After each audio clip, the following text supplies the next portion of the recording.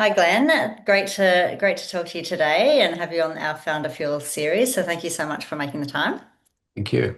I'll kick off just asking about yourself and your journey and how you came to this point and the business and tell us the story.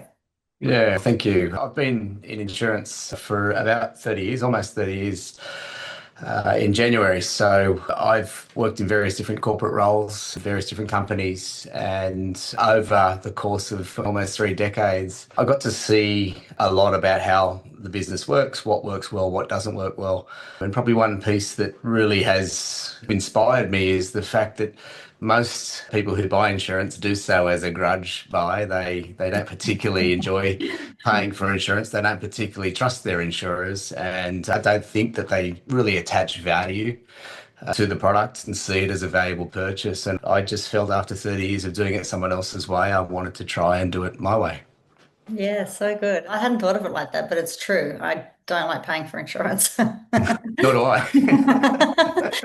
And it's a good problem to have if you're never having to claim, but it seems like a lot of money anyway. Yeah, it is. Yeah. Yeah, so tell us your way. I look at the world a little bit differently. You think most insurers tend to sort of know lots about risk, lots about the various exposures, and then they use that information to help them position themselves in safe areas such that they're not exposing other people's money, their shareholders and others. But I'm not sure that they use that information to help and to lean into some of the problems that clients and customers have. So the mindset shift, we want to immerse ourselves in clients and customers' shoes in their industries and really understand their problems and actually just stay with those problems and immerse ourselves in them to the point where it becomes uncomfortable. So we're not actually trying to solve problems at a really superficial level, but we're actually getting a really deep understanding of what it is that they truly want. We certainly feel that if there's an opportunity to understand and you take the time to properly understand it, then when you actually come out with your products and your services, it actually hits the mark. And that's at a high level, that's what we're trying to do differently.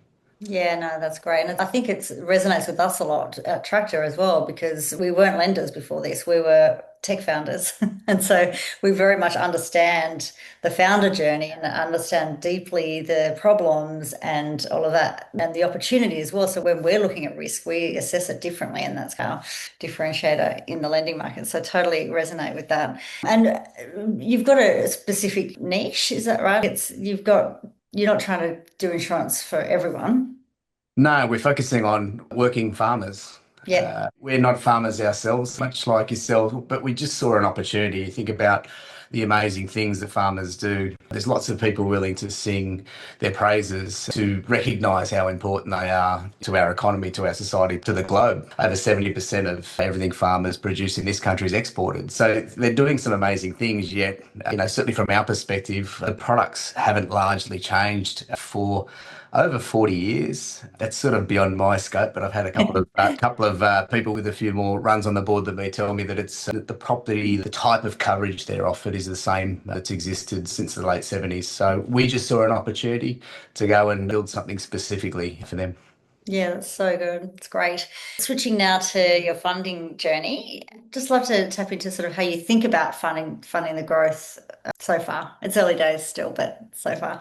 It is early days, and it's amazing when you start your own business. Certainly, in a corporate sense, you think you're pretty good at what you do, but you don't realize that it's because you're surrounded by lots of people who know lots about their chosen areas. And I quickly realized I know very little finance. But the one thing that sort of guided me was control more than anything else, because after 3 decades of doing it someone else's way, if I did get to a position where I actually just used someone else's money, I was always going to do it someone else's way. What I felt that was important for our business to actually try and tackle the problem in a slightly different way was, why don't we do it in a lean way? We raise the money as we can. We spend the money when it comes in, and we actually very slowly start to demonstrate that this slight differentiated way of doing things works. Mm. And at that point, I'm sure we'll have a few more people willing to land. And it's certainly what attracted us to Tractor Ventures and your analogy of not everyone's a rocket ship. And I think it's really important for us in insurance in particular. You need to build a sustainable platform such that you make a reasonable return for your insurers. and you provide a decent product for your clients. But that stability is really important for your customers. It's really important for your insurers. So the Mm. tractor analogy really worked for us. You know, at some point we hope to perhaps move to a larger stage, but for now we just want to deliver on what we said we wanted to do, and forge a reputation and earn the respect of our customers, our insurers, so we can grow. Yeah, yeah. It's great. And I think it sounds to me because a lot of founders probably wouldn't be as humble as you by saying they don't know anything about finance, but we're educating a lot of the time different types of capital and how to use it and how to think about it. And a lot of founders probably aren't experts in finance either. So I think it's refreshing to hear you say it, and also clearly that's a beginner's mindset that you have, which is refreshing, and I'm sure will help you in this journey. Yeah, we're very well aware of what we don't know. Yeah. You know, for our customers and prospective customers, I can assure you we know a lot about insurance. It's a little less about finance and IT Yeah. and all those things, but that's why we go out and we Yeah. seek the expertise of others to really supplement and complement what we do. Yeah, that's right. And I guess, I don't know, this is a very new relationship that we have, but there's a whole, we in the Tractor Village, you'll discover a whole lot of help on all the different things that you don't know very well. So that will also be good for you to tap into. Absolutely. I'm looking forward to it. Yeah, awesome. So just segueing from this beginner's mindset and clear self-awareness, how does that play into your leadership style and what are your go-tos when you're leading and managing people? It's funny, leading large teams, which I've done in the past, is very different to leading small teams, particularly in the environment that we're in, where you're not hiring people to do in a small business and a new business. You're not hiring people to do one function.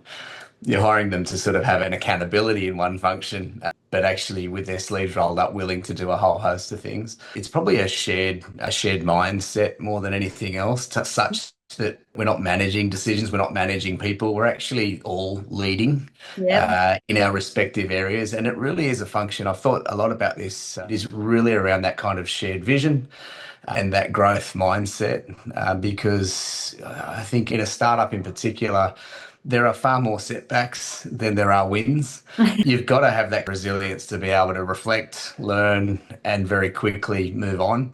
Yeah. And that process in a corporation, you could take a month, maybe 5 or 6 weeks to deal with the loss of a client or the change in the business or a restructure, all that kind of stuff. With our setbacks, we take 24 hours and we're falling behind. For us, it's really around surrounding yourself by people with that shared vision and that growth mindset. There's no time to dwell on what hasn't worked. It's really around picking up, learning, and putting it into play straight away.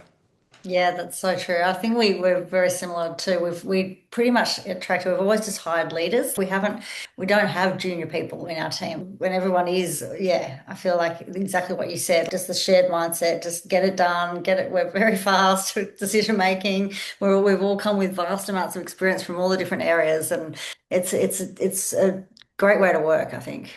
It's a fantastic way, and I've got to say, it's really rewarding. We're in our second office now, but our first office didn't have a dishwasher, and I have high standards of cleanliness, so I was the designated dishwasher, just to make sure that they Yeah. sparkled like you're in a restaurant. So no one else could stand up to those standards. So they said, "Okay, that's your job." Well, But having people that volunteer to, someone else will vacuum the floors. We've got a cleaner in this new office, but we certainly don't forget where we've been. But just that some of those examples sort of really illustrate that you need people who are willing to do whatever's required. yeah, that's so good. I love that example. You might it sound like you might have a bit of OCD, do you?